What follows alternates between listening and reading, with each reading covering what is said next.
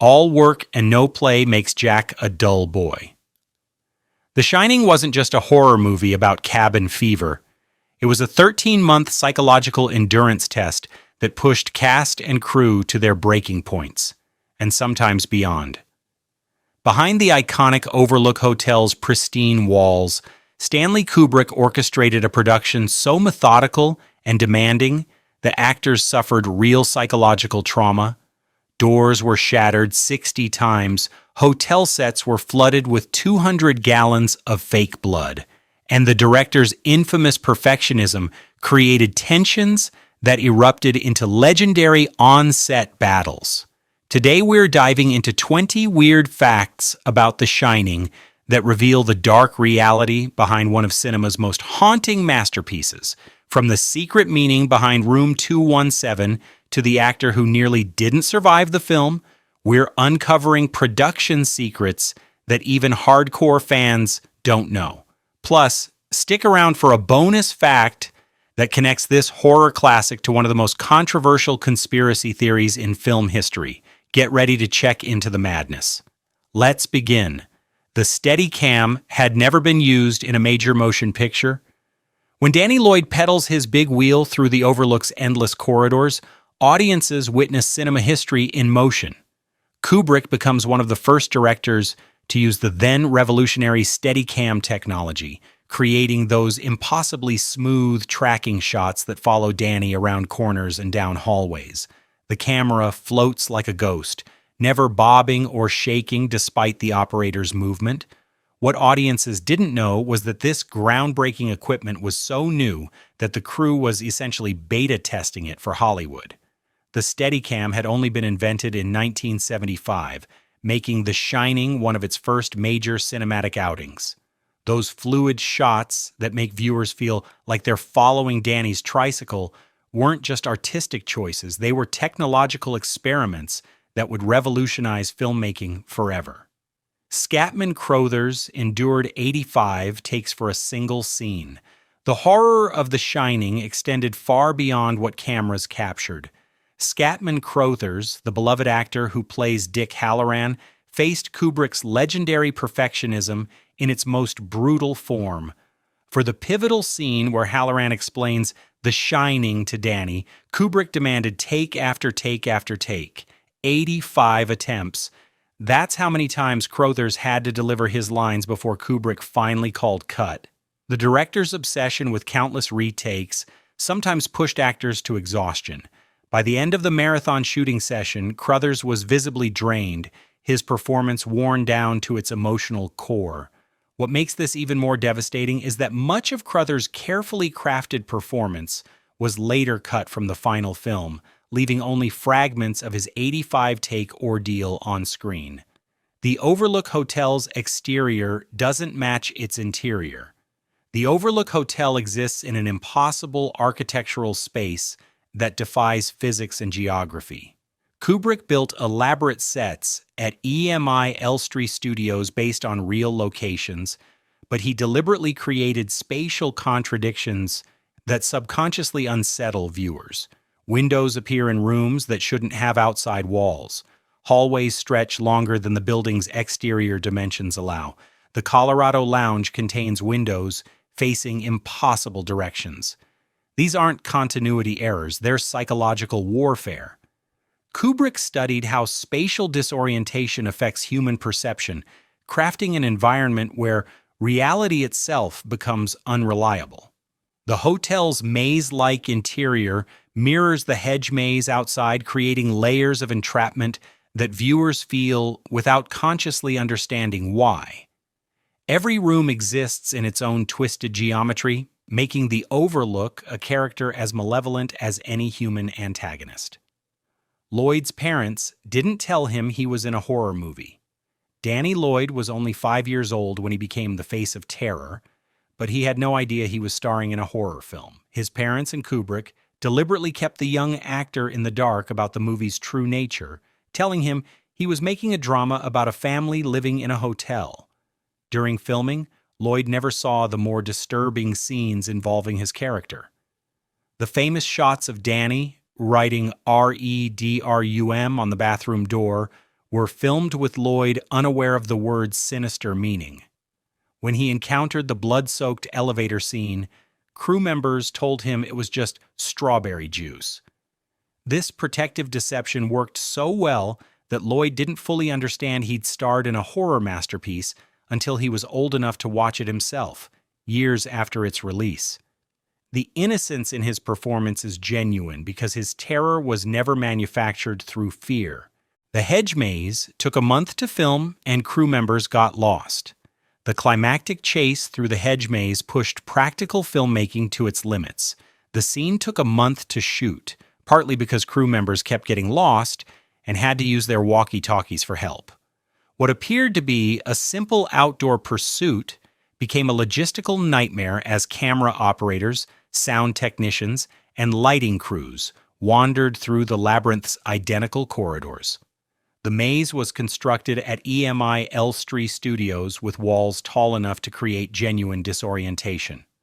Kubrick insisted on multiple angles and endless takes, requiring crew members to navigate the maze repeatedly while carrying heavy equipment. The irony wasn't lost on anyone involved. They were literally trapped in the same maze that would ultimately trap Jack Torrance. The month-long shoot became its own form of psychological endurance test, blurring the lines between the film's themes and the cast and crew's lived experience. Jack Nicholson destroyed 60 doors with his axe. "Here's Johnny." That iconic line accompanied one of cinema's most destructive performances. Jack Nicholson's axe-wielding breakdown required him to demolish door after door, take after take. 60 doors fell victim to Nicholson's methodical destruction as Kubrick demanded perfect timing, perfect angles, and perfect terror. A combination of real axes and axe handles with lightweight fiberglass heads was used during production, but Nicholson, drawing from his experience as a volunteer firefighter, knew how to handle the real thing. His technique was so authentic that prop masters had to keep replacing splintered doors and reinforcing the bathroom set. Each swing carried genuine force, genuine rage, and genuine exhaustion. By the final take, Nicholson's performance had evolved from acting to something primal, a man genuinely destroying his environment with each calculated blow. The typewriter pages were all different. Jack Nicholson actually wrote an entire scene, feeling a deep understanding of Jack Torrance's berating of his wife while trying to write. But it's the hundreds of pages reading "all work and no play makes Jack a dull boy" that reveal Kubrick's obsessive attention to detail. Each page, Wendy discovers, is typed differently, some in perfect rows, others scattered across the page, some typed in spirals or triangles. The variations aren't random. They represent Jack's deteriorating mental state made manifest in physical form. Early pages show discipline and order. Later pages reveal chaos, desperation, and madness. Kubrick supervised the typing of hundreds of individual pages, each one a unique artifact of psychological collapse. The typewriter becomes a window into Jack's unraveling mind, with every page serving as evidence of his journey from writer to madman. The famous red rum scene was shot in reverse. Danny's terrifying chant of red rum created one of horror cinema's most chilling moments, but the scene required technical wizardry that audiences never suspected. The word murder, spelled backwards, needed to appear naturally from a child's perspective, but teaching 5-year-old Danny Lloyd to say red rum convincingly proved impossible. Kubrick's solution was brilliantly simple, yet technically complex. They filmed Lloyd saying murder normally, then played the footage in reverse during editing. The result creates an otherworldly quality that makes Danny's voice sound both childlike and supernatural. The backwards speech gives the scene an additional layer of wrongness that viewers feel subconsciously. It's not just a child spelling murder backwards, it's reality itself running in reverse, hinting at the supernatural forces corrupting the Overlook Hotel. Kubrick changed the room number due to hotel complaints. Stephen King's novel featured the haunted room 217, but real-world consequences forced Kubrick to make a crucial change. The Timberline Lodge in Oregon, which served as the Overlook's exterior, worried that featuring room 217 in a horror movie would make that actual room unbookable. Kubrick changed the number to room 237, a room that doesn't exist at the Timberline Lodge. This seemingly minor alteration reveals how deeply The Shining penetrated public consciousness even before its release. Hotels understood that association with supernatural horror could have real economic impact. The irony is delicious. By trying to avoid the curse of room 217, the Timberline Lodge inadvertently created a new mystery around the non-existent room 237, which has since become the subject of countless conspiracy theories and interpretations. The elevator blood scene used 200 to 300 gallons of fake blood. The elevator, vomiting torrents of blood, stands as one of cinema's most visceral images, but creating this iconic shot required industrial quantities of fake blood and hydraulic engineering that would make a stunt coordinator weep. Between 200 and 300 gallons of artificial blood were pumped through elevator shafts to create the cascading crimson waterfall. The logistics were staggering. Crew members had to coordinate timing, pressure, and volume while protecting expensive camera equipment from the bloody deluge.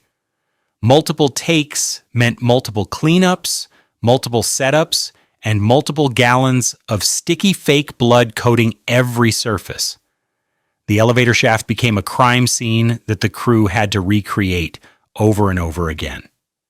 Before we continue with more blood-soaked secrets, go ahead and like and subscribe because trust me, the behind-the-scenes madness we're about to uncover makes this elevator blood look like a gentle spring shower. Shelley Duvall's hair started falling out from stress. The Shining's production became a psychological endurance test that left lasting scars on its cast, particularly Shelley Duvall.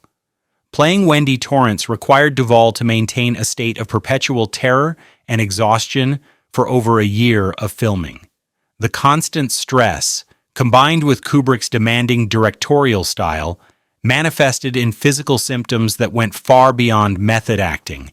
While some accounts of Duvall's treatment have been challenged as urban legends, the actress herself confirmed that the prolonged filming process took a genuine toll on her well-being. The stress of maintaining Wendy's emotional state for extended periods, combined with the isolated filming conditions, created an environment where fiction and reality blurred. Duvall's performance carries authentic exhaustion because she was authentically exhausted, a testament to both her dedication and the production's intense demands. The baseball bat scene required 127 takes. Wendy's confrontation with Jack on the staircase, where she desperately swings a baseball bat to keep him at bay, pushed both actors to their absolute limits. Kubrick demanded 127 takes of this pivotal scene, making it one of the most reshot sequences in cinema history. Each take required Shelley Duvall to summon genuine terror, while Jack Nicholson escalated his menacing performance. The marathon shooting session lasted several days, with Duvall required to cry, scream, and display raw fear for hours on end. By take 100, her exhaustion wasn't performance, it was survival. The baseball bat became a real lifeline between takes, as Duvall struggled to maintain her emotional stamina.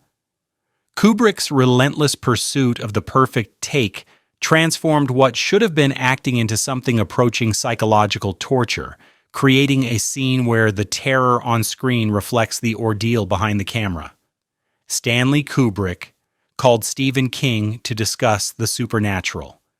Despite their later creative differences, Kubrick initially sought Stephen King's input on adapting the novel, particularly regarding the supernatural elements that would define the film's most haunting moments. Kubrick, known for his scientific rationalism, found himself grappling with how to visualize otherworldly horror in a believable way. Kubrick simplified several characters and reduced both supernatural and horror elements compared to the novel, but he still needed to understand King's vision of psychic abilities and ghostly manifestations. Their conversations explored the nature of the shining itself, how psychic sensitivity might manifest visually and emotionally. These discussions influenced crucial scenes like Danny's encounters with the ghost in room 237 and the ballroom sequence where Jack meets the ghosts of the Overlook's past. The collaboration ended when their visions diverged, but Kubrick's initial respect for King's supernatural concepts shaped the film's most memorable supernatural sequences. The Colorado Lounge set was massive and claustrophobic. The Colorado Lounge, where much of the film's psychological drama unfolds, was constructed as one of the largest interior sets ever built for a horror film. The massive space appears open and airy on screen, but the actual filming conditions created a sense of claustrophobia that influenced every performance within its walls. Despite its apparent size, the set's ceiling was deliberately lowered and the walls positioned to create subtle psychological pressure. Actors reported feeling trapped despite the room's obvious grandeur. Kubrick understood that physical space affects psychological state, so he crafted an environment that looked luxurious but felt imprisoning. The Colorado Lounge's massive fireplace, heavy furniture, and imposing architecture create a space that's simultaneously grand and suffocating, much like the Overlook Hotel itself, which offers luxury while delivering isolation and madness. The movie's ending was originally much longer. Kubrick's original ending included an additional scene that would have fundamentally altered the film's interpretation. After Wendy and Danny escape and are recovering in a hospital, Stuart Ullman visits to tell them that nothing supernatural was found at the hotel, no bodies, no evidence of Jack's presence, nothing to corroborate their terrifying experience. This hospital epilogue was filmed and included in early screenings, but was removed before the film's wide release. The deletion transformed The Shining from a story about surviving supernatural horror to a story about existing within it permanently. Without the hospital scene providing normal world closure, audiences remain trapped in the Overlook's reality even after leaving the theater. The ambiguity about what actually happened becomes permanent, forcing viewers to question whether the supernatural events were real or products of isolation-induced madness. Jack Nicholson improvised the film's most famous line. "Here's Johnny" wasn't in the script. The line that became synonymous with The Shining emerged spontaneously from Jack Nicholson's deep understanding of American television culture and his character's deteriorating mental state. Drawing from Ed McMahon's famous introduction on The Tonight Show, Nicholson transformed a cheerful TV catchphrase into something genuinely sinister. Nicholson actually wrote an entire scene and improvised one of the most famous lines of the film. The improvisation worked because it revealed Jack Torrance's fractured psychology, a man whose mind has devolved to television catchphrases and pop culture references. The line's power comes from its familiarity twisted into threat. Audiences recognize the phrase but hear it in a context that transforms nostalgia into nightmare. Kubrick kept the improvisation because it perfectly captured how madness can corrupt even the most innocent cultural touchstones. The Overlook Hotel's impossible window puzzled viewers. Eagle-eyed viewers have noticed that Ullman's office contains a window that couldn't possibly exist based on the hotel's exterior architecture. This isn't a mistake. It's deliberate psychological manipulation designed to create subconscious unease. The window shows a view that the office's interior position makes impossible, creating spatial confusion that mirrors the character's disorientation.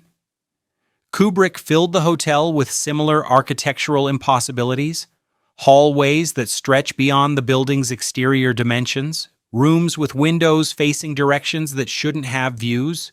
The hotel becomes a physical paradox, a building that exists in violation of normal spatial laws. These impossibilities work on viewers' subconscious minds, creating a feeling that something is fundamentally wrong with the Overlook even before supernatural events begin. The hotel's architecture reflects its malevolent nature, a place where normal rules don't apply. The caretaker photograph sparked decades of theories. The film's final shot, a photograph showing Jack at a 1921 July 4th party at the Overlook, has generated more theories and analysis than almost any other single image in cinema history. The photograph appears to show Jack Torrance decades before his birth, suggesting either time travel, reincarnation, or the hotel's ability to trap souls across generations. Kubrick never explained the photograph's meaning, leaving audiences to construct their own interpretations. Some see it as evidence that Jack has always been the Overlook's caretaker, trapped in an endless cycle of madness and violence. Others interpret it as the hotel claiming Jack's soul, making him part of its permanent collection of victims. The ambiguity was intentional. Kubrick wanted viewers to leave the theater with questions that would haunt them long after the credits rolled. Lloyd had no idea he was famous until adulthood. Danny Lloyd's childhood was deliberately protected from The Shining's growing cult status. His parents ensured that his life remained normal, despite starring in what would become one of cinema's most analyzed films. Lloyd attended regular school, played with neighborhood friends, and grew up without understanding the cultural impact of his performance. It wasn't until Lloyd reached adulthood that he fully grasped his role in horror history. By then, he had chosen a completely different career path, becoming a biology professor rather than pursuing acting. His protective upbringing allowed him to develop normally, despite delivering one of the most haunting child performances ever captured on film. The innocence preserved in Lloyd's childhood mirrors the innocence his character loses in the Overlook Hotel, a poignant reflection of the film's themes about corruption and protection. Kubrick studied mental institution footage for authenticity. Kubrick's preparation for The Shining included extensive research into psychiatric facilities and mental health treatment. He studied footage from mental institutions, interviewed psychiatrists, and analyzed case studies of patients experiencing various forms of psychological breakdown. This research informed not just Jack's descent into madness, but the film's overall approach to portraying mental illness. The director's scientific approach to madness shows in the film's careful attention to the stages of psychological collapse. Jack's transformation follows genuine patterns of isolation-induced psychosis rather than horror movie conventions.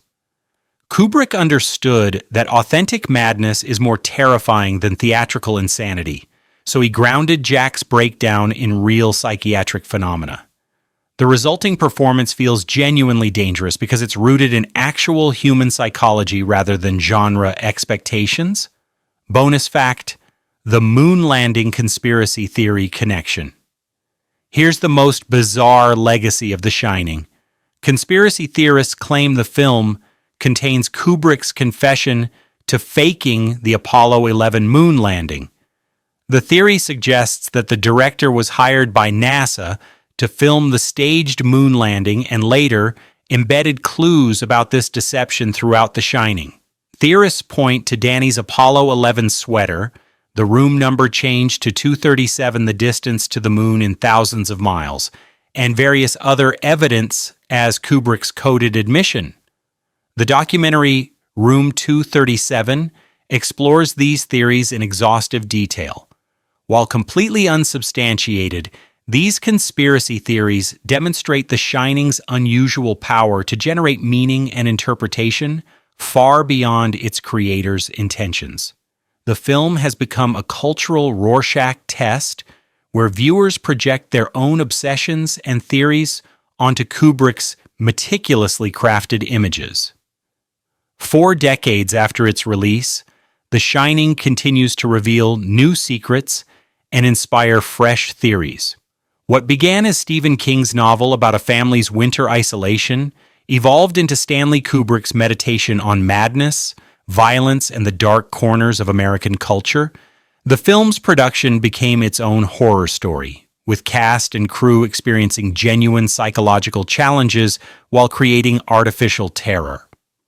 The Shining endures because it operates on multiple levels simultaneously as a ghost story, a psychological thriller, a study of domestic violence, and a surreal nightmare that defies easy interpretation. Every viewing reveals new details, new contradictions, and new questions. Perhaps that's the film's ultimate achievement, creating a work so rich and complex that it continues to haunt audiences and analysts decades after its creation. If you enjoyed diving into the dark secrets behind The Shining, make sure to hit that like button and subscribe for more behind-the-scenes horror stories. And remember, in the world of cinema, sometimes the real terror happens off-camera. All work and no play makes Jack a dull boy, but all these secrets make The Shining an endless fascination.